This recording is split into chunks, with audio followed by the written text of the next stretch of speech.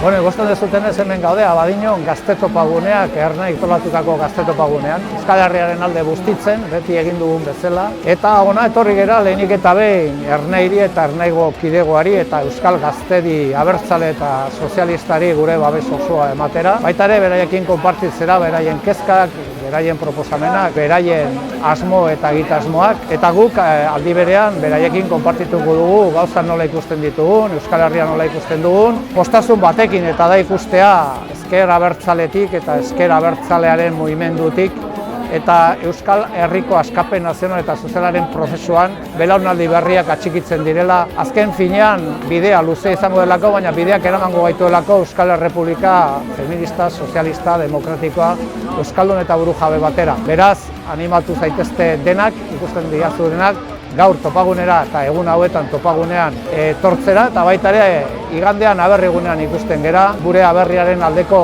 apostua eta garraren aurkako apostua Iruñako kaleetan argi eta garbi adieraztea.